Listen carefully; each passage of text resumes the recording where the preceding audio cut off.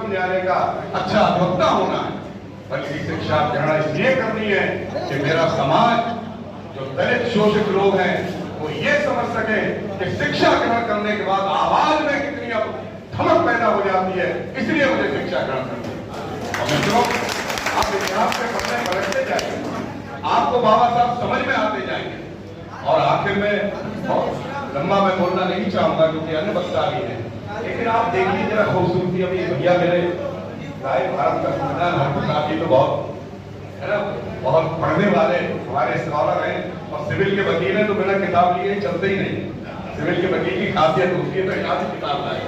तो मैं एक सेक्शन को जो मुझे याद थी, एक अनुच्छेद को, दिवाकर जी आप आज हमारे जितने वक्ता बोलते हैं उन सबको इस विषय को समझना चाहिए। मैं एक अनुच्छेद को देख रहा था, थोड़ा अपना कंफर्म कर रहा था।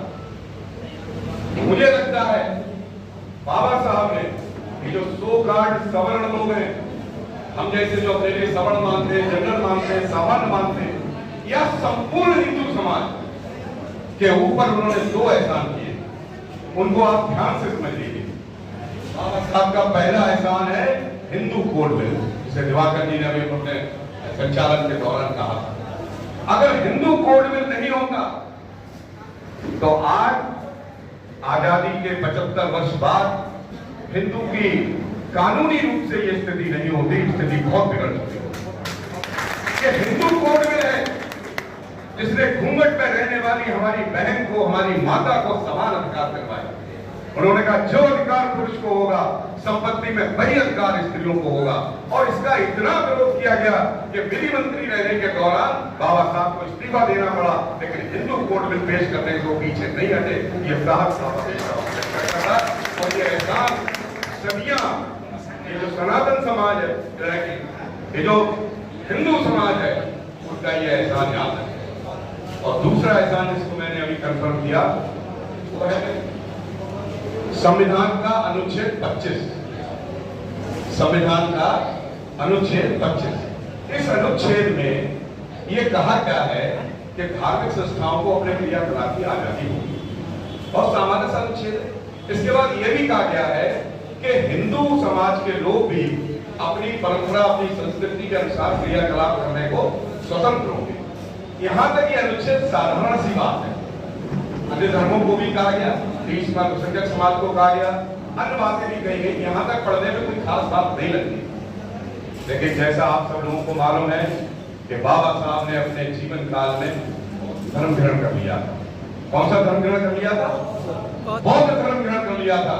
और ये कहकर ग्रहण किया कि मैं लाख कोशिशों के बावजूद हिंदू समाज को एक सामाजिक समरसता के दायरे में नहीं ला सका, इसलिए मैं बौद्ध धर्म ग्रहण करता। लेकिन उस मनीषी चिंतक की जरा आगे की बात आप सोचिए जो 25(2) में मिलती है। 25(2) में वो ये कहते हैं कि आर्टिकल 25 अनुच्छेद 25 में दिए गए अधिकार हिंदू को मिलेंगे। और हिंदू की परिभाषा क्या देते हैं, ये खूबसूरती है। वो कहते हैं हिंदू माने सिख, हिंदू माने जैन, हिंदू माने बौद्ध। अगर बाबा साहब ने प्रावधान न किया होता तो हिंदू समाज जो अपने लिए बड़ा नंबरदार बनता है इस देश में, इतने हिस्सों में विभक्त हो गया होता। ये छोटी सी छूट लेने के लिए कि हमें विभक्ति में दिखाई पड़ती।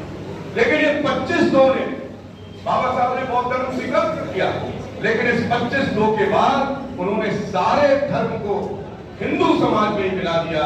ये शेर दिल काम, ये साहसिक काम एक आदमी कर सकता था जो आगे 100-200 साल को आगे 100-200 स्वप्न के साथ जीता हो।